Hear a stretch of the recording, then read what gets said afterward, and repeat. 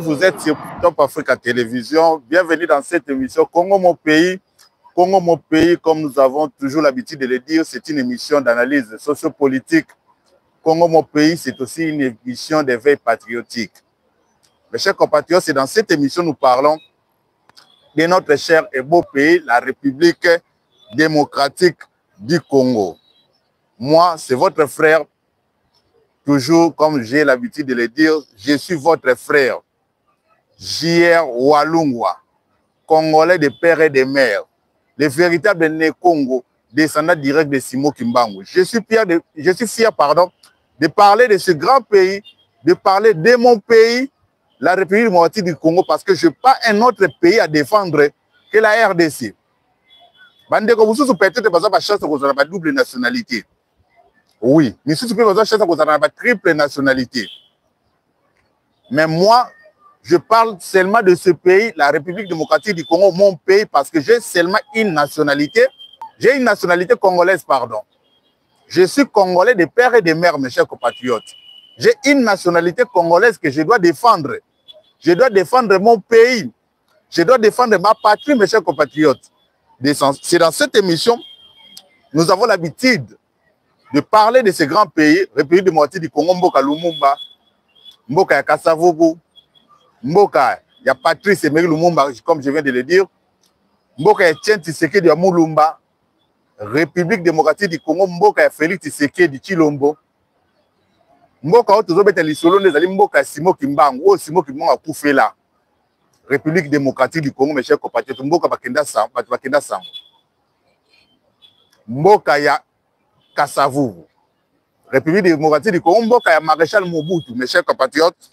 Nous allons parler des FARDC, nous allons parler de la situation sécuritaire à l'est de la RDC.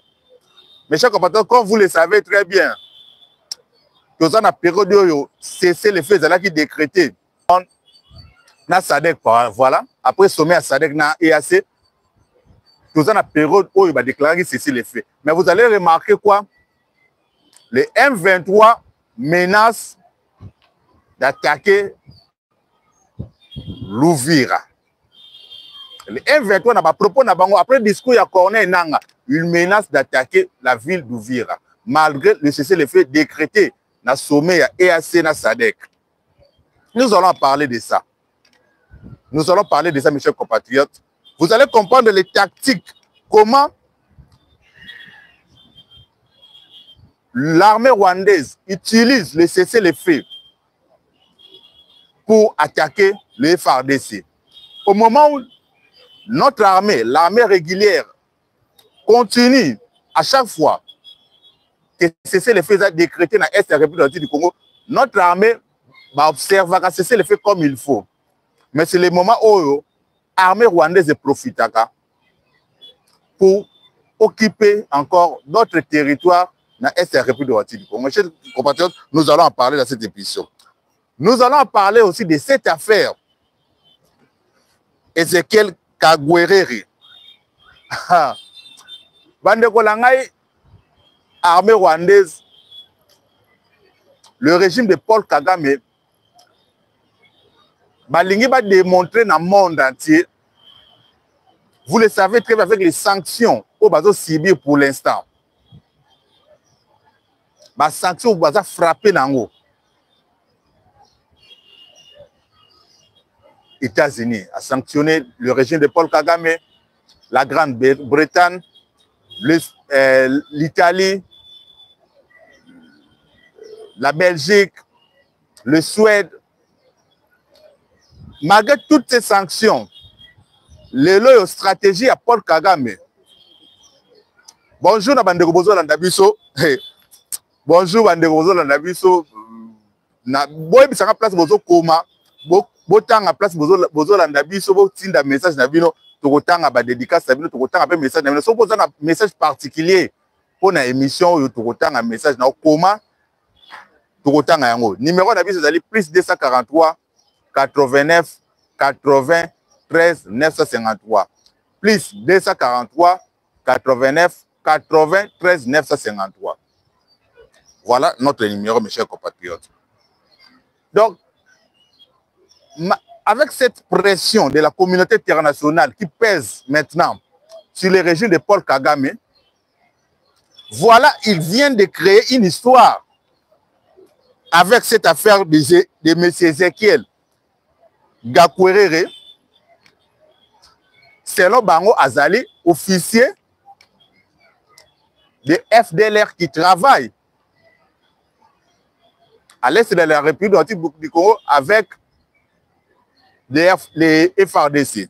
Et vous le savez très bien, raison Kagame, na régime continue au crier, ils allaient présenter ça dans la République du Congo, c'est pour résoudre les problèmes de FDLR qui présentent une menace pour l'intégrité Yambo Kanabango, selon Barwandé.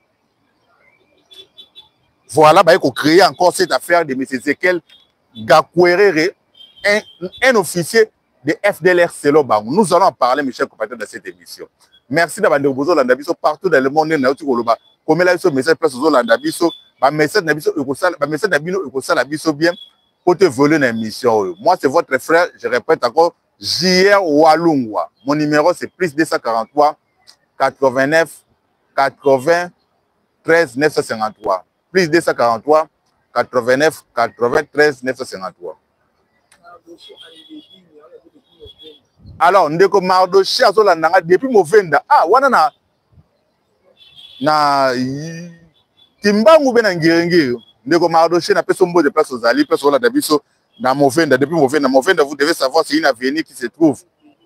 Boze bele bola nanga na Movenda, ezala bati boza na ngambo ya Movenda na ngambo ya Timbangu, ezala na ngambo ya ngirengiri na peso binombote. Mardoché place bozo la ndangai na niveau ya Movenda. Alors, na pesi mbote na Beni depuis Kipese. Ndeko Beni depuis Kipese. Bandeko nyonso Congo central.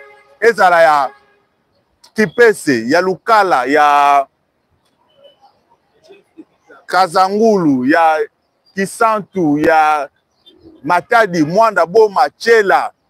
Congo central mobimba. Na pasakata souvent na mabele wana inter vraiment béni. Merci beaucoup, Nabandebola. Et puis, d'abord, c'était Jeff Oazolandabiso depuis Gabon. Alors, je disais, de ce qui se passe, d'abord, à niveau, il y a, après meeting, il y a les terroristes de M23 dans la ville de Bukavu. Vous avez suivi les déclarations de Corneille Nanga, Oazotambola, le maquillé congolais. Corneille Nanga marche avec des milliers de morts congolais dans le Congo. Le sang de Congolais, c'est un monsieur qui est maudit. Nalanda qui déclaration à pasteur nae passé qu'à Kenza parce que vous devez savoir que Corneille Nanga zali fruit. Il y a confession religieuse, il y a pas confession religieuse. Il y a église des réveils du Congo. Bangonde butu ba bénissa qui est entre autres pasteur Kakenza. Yewana wuti ko sala déclaration ba lengoli ba bénédiction nyonso to ba tsaki likolo ya Corneille Nanga. De Corneille Nanga c'est un monsieur maudit. Quand ba pasteur ba bénissa qui est pour qu'à travailler pour l'intérêt à Congo, ils ont compris aujourd'hui que ce monsieur travaille pour l'intérêt de Kagame, il tue les Congolais. Ba lengoli bénédiction wana nanzoto ya Kagame lelo, pardon nanzoto ya Corneille Nanga lelo. Batiki Ndengwana, sans bénédiction, il est maudit. Parce que quand on t'enlève la bénédiction, tu restes avec la malédiction. Corneille Nanga est resté avec la malédiction. Tant que les Congolais sont là, la pour la déconavis, na est. Oh, Corneille Nanga, Corneille Nanga, jamais cause la béni, à cause la toujours maudit, mes chers compatriotes. Mais Makila, Congolais, ne peut tambola du coronae. Donc c'est ça. Alors, objectif la banque est nini? Va attaquer la grande ville d'Ouvira, va récupérer Ouvira. Et vous le savez très bien, mes chers compatriotes, les autres qu'on découvre vraiment grâce à Félix Tshisekedi, faut dire Marango. Moi, je ne suis pas fan de l'IDPS. Je ne suis pas fan de Félix Tshisekedi du Chilombo. Nazakande fan ya Congo, j'aime Congo c'est tout. Muto azo sala malamu pona Congo na betelaki maboko. Lelo soki muto asali malamu pona Congo na ngai na betelaki maboko.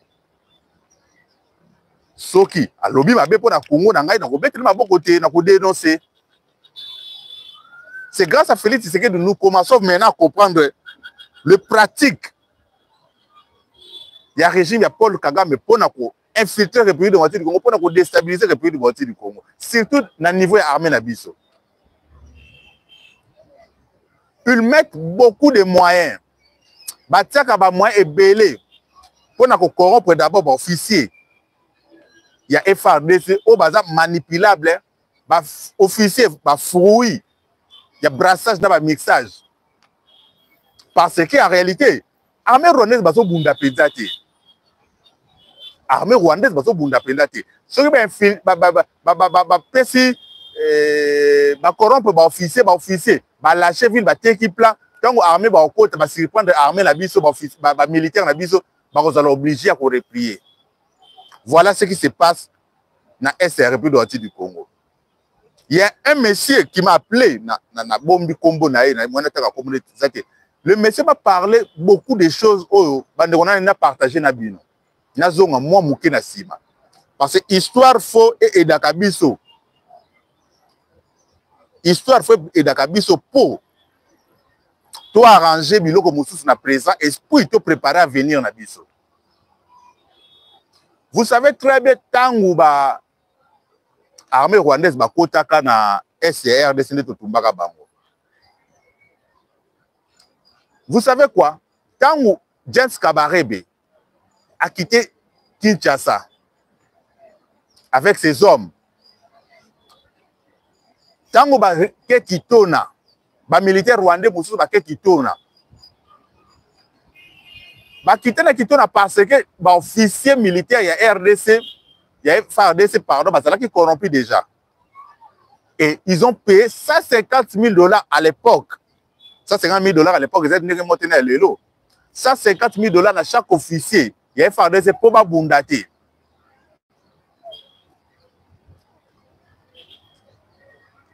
Ça, $150 000, $150 000 pour officier Babundate. $150 000 à l'époque, en 2000. En 1998 ou 99, si je ne me trompe pas, 99, hein? 99 ou 2000, non, 98 ou 99. $150 000 l'élo et au-delà, ils ont plus de $500 000 l'élo. C'est même pratique qu'il y a l'armée rwandaise qui va utiliser.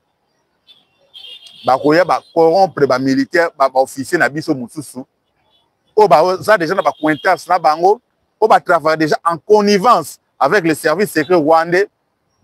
Nous le savons très bien, il y a officier, il y a brassé dans le ministère de Bazali, dans l'armée Nabiso.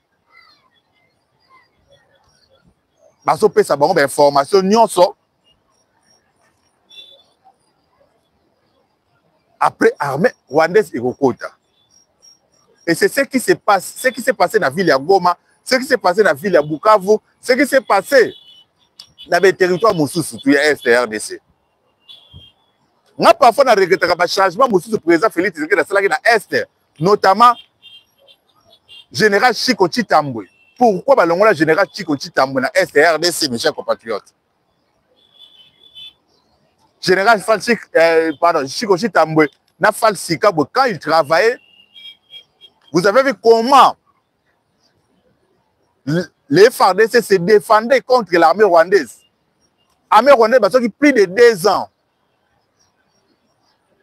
Plus de 2 ans, mes chers compatriotes, ils marchaient en pas de tortilles. Parce que Falsi Kabwe et général Chiko Chitambwe,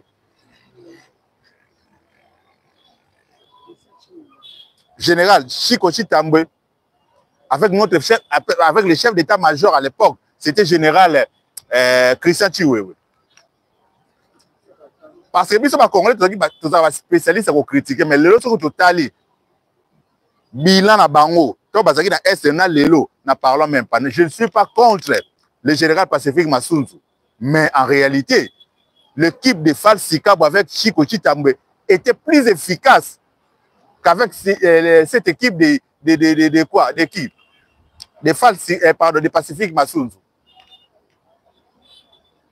Parce qu'après départ, il y a Christian Chiwewe comme chef d'état-major, il y a FARDC, Falsikabwe, na Chitambwe, na Est. Vous allez voir que les M23, l'armée rwandaise va marcher vraiment en grand pas.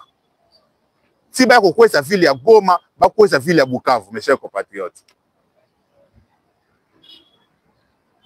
Mais à l'époque, il y a Chiko Chitambwe, vraiment, c'est très difficile pour l'armée rwandaise. Va récupérer même 2 villages, 3 villages. C'était vraiment difficile pour Nabango. Mais je ne sais pas. Pourquoi le président Félix Tshisekedi a ça qui changement? Moi, je ne sais pas. Je suis expert en matière militaire. Je conseiller Bazali, maison militaire à chef d'État. J'espère que Bazo Sala Moussala pour nous aider Mboka et puis pour nous aider Mokonza Mboka. La nomination, il faut que tout le monde ait un résultat sur le terrain. La nomination, quand on nomme un officier à Kena front, il faut que tout le monde ait un résultat. Chiko Chitambo était toujours dans le front. Azaki toujours dans le terrain, à risquer même vie. Vous le savez très bien. Quand un major, j'ai oublié le nom de major, ou a trahi ça qui bango, a qui plein pas ennemi, a côté général Chiko Nani. Général Chiko Chitambo na front, mes chers compatriotes. Mais, grâce à Dieu, tellement c'est général, officier bien formé, à réussir qui permet quand même de s'en sortir dans l'Est République du Congo. Donc voilà ce qui se passe, mes chers compatriotes. Deuxième point, l'armée rwandaise utilise et continue d'utiliser, mes chers compatriotes. Au moment où on parle de cesser les faits, c'est le moment où l'armée rwandaise a profité pour s'organiser et puis a lancé bataille contre les FARDC où on va observer cesser les faits. Parce que FARDC, c'est une armée professionnelle, c'est une armée. C'est une armée professionnelle qui respecte des normes internationales. Tant ou déjà, États-Unis ou bien SADC ou bien EAC va cesser les faits, au moment où on va respecter cesser les faits, vous allez voir qu'à chaque moment, les M23 ou bien l'armée rwandaise va gagner la terre, c'est au moment où la République du Congo va déclencher cesser les faits. Yangwane bango va profiter pour attaquer ma position nabiso, ma position armée nabiso, mes chers compatriotes. Donc, c'est le moment où le M23 va bandir déjà qu'on menacer. Au moment où ils ont observé cesser les faits, bango ne va poni pour bandir déjà qu'on menacer que va attaquer Uvira. Mais mes chers compatriotes, je vous garantis, au niveau FARDC, tout est organisé. Ils ont mis tous les moyens nécessaires pour que Uvira est tombé. Ils vont réorganiser même Wazalendo. Parce que Wazalendo va déplorer les Camboya pour renforcer les munitions. Ils se battaient, mais parfois, ils sont obligés de se replier parce que les munitions sont été. Pour les officiers, les armées ont des munitions. Mais cette fois-ci, tout est bien structuré, bien organisé. Les Wazalendo sont prêts pour défendre Uvira et pour repousser d'ailleurs l'ennemi. Des armes, des véhicules blindés déjà côté à niveau Uvira. Parce que on a des moussala na bisoté, on a armée. Mais ce qui est sûr, à niveau Uvira, le gouverneur d'ailleurs, il y a Sid Kivu, à niveau Uvira. Toutes les dispositions militaires, ils ont déjà mises pour que Uvira à la tombée, mes chers compatriotes. Donc, notre armée, l'autorité Nabiso va travailler pour protéger cette grande ville d'Uvira. Parce que si Uvira est tombé, moi je pense que Katanga est en danger. Si Uvira est tombé, Katanga est en danger. Voilà pourquoi FARDC, le gouvernement congolais, notre ministre de la Défense ont mis tous les moyens nécessaires pour que ceux qui va violer encore, c'est le fait de va menacer en haut, que tout défendre Mboka comme il faut. Nous devons défendre ce pays comme il faut. Nous avons une armée bien structurée, malgré la trahison, mais nous avons une armée qui défendre Mboka, mes chers compatriotes, Bako Sabinoté. Bako Sabinoté. Et cette affaire avec Ezekiel Gakouéré, vous allez comprendre quoi? Selon les informations, qui samedi est le 1er mai, la frontière RDC Rwanda, les M23 ont remis entre les mains de l'armée rwandaise un officier de FDLR, un général de FDLR au nom de Ezekiel Gakouéré, soi-disant cet homme travaille avec les FARDC selon communiqué à ministère de la Défense à Rwanda. Le monsieur travaillait avec les FARDC, avec les SAMI DRC, avec les Wazalendo et l'armée burundaise. C'est là l'information bango bazu et pas Moutouana, voilà communiqué au ministère de la Défense. Au bazu pas Ezekiel Gakouéré. Le monsieur a confirmé que FDLR basé ébélé na niveau ya nord et sud Kivu. Il y a d'autres FDLR va déplacer bango da Lubero, nous baké na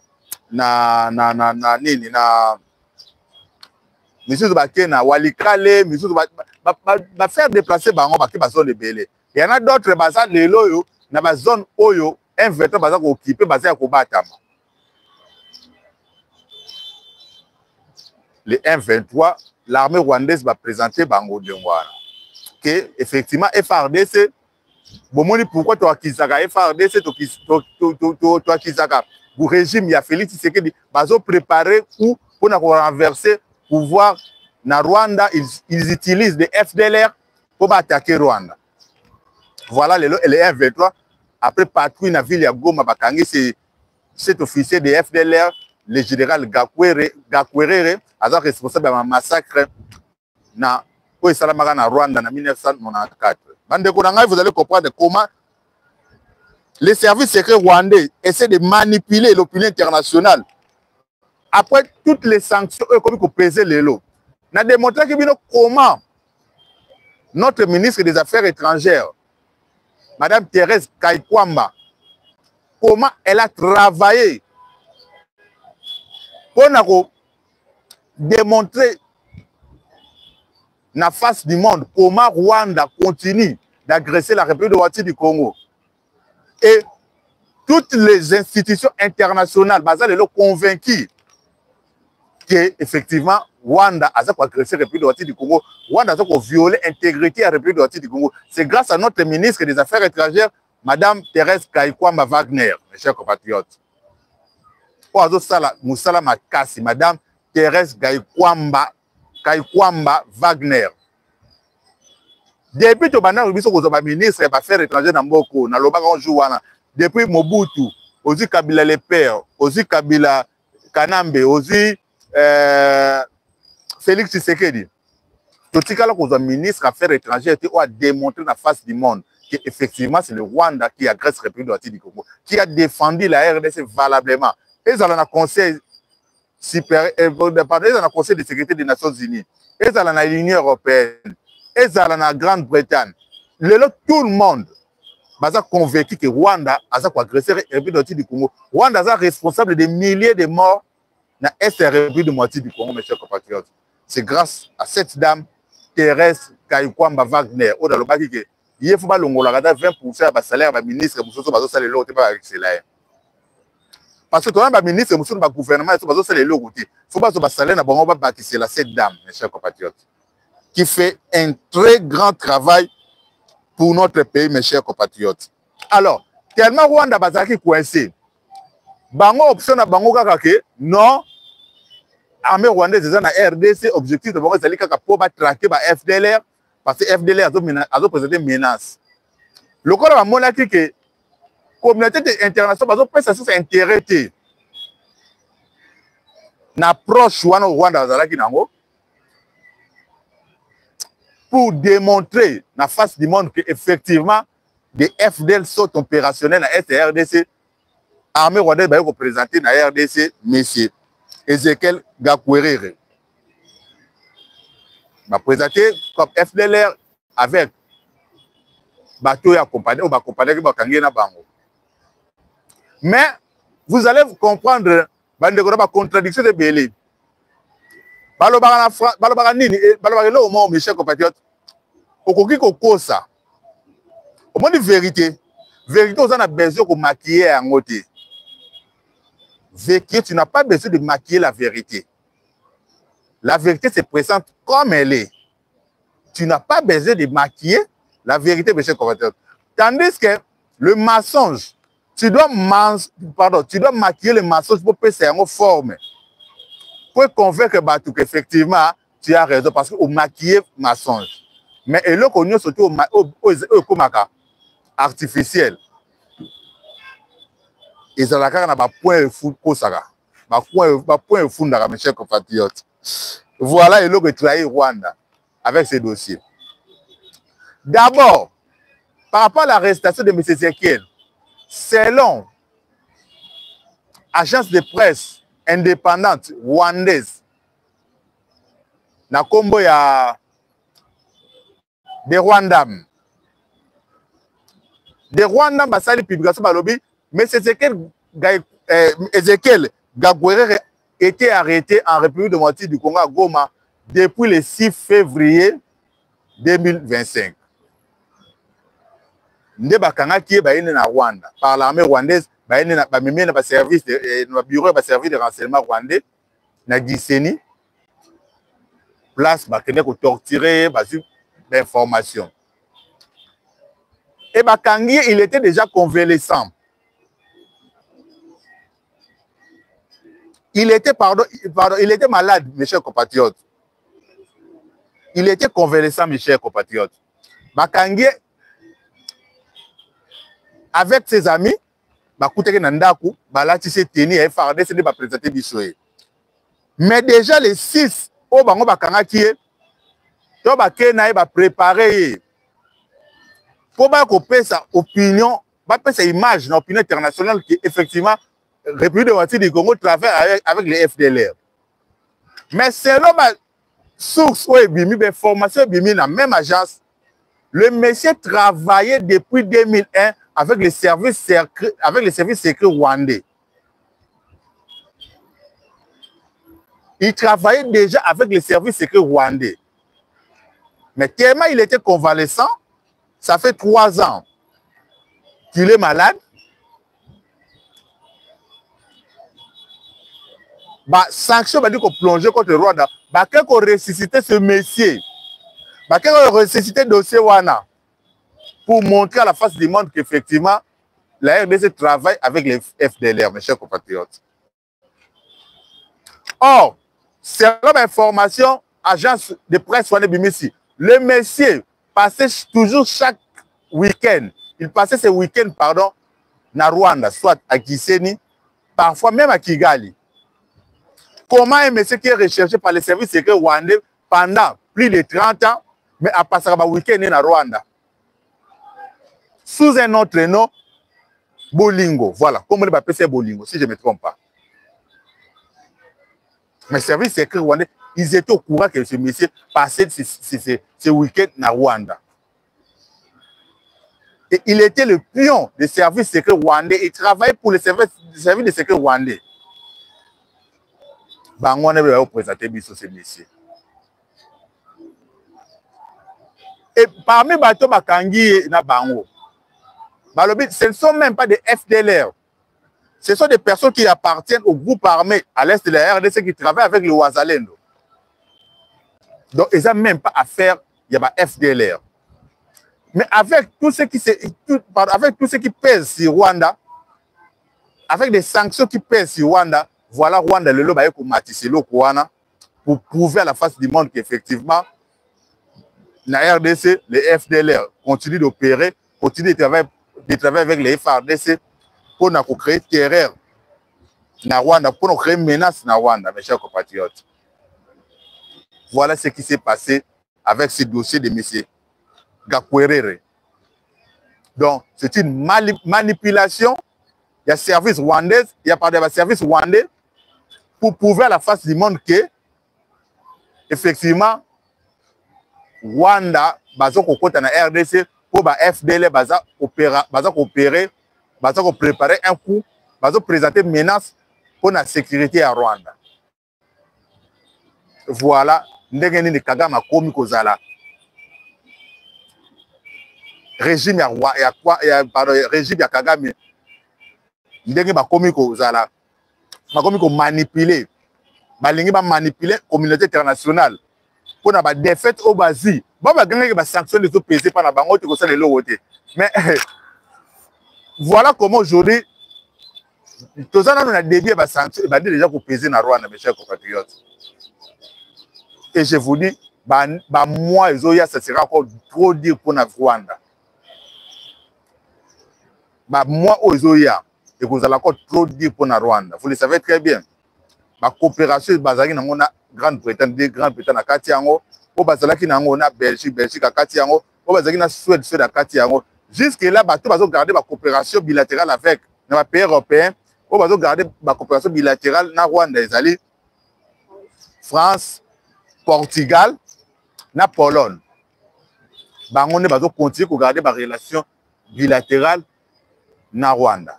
D'autres pays déjà, même aide l'Union sorbonne continue dans Rwanda, mes chers compatriotes. Voilà l'information que vous avez dans mon pays européen Sabino Lelo. Merci d'avoir été partout dans le monde. À la prochaine. Bye.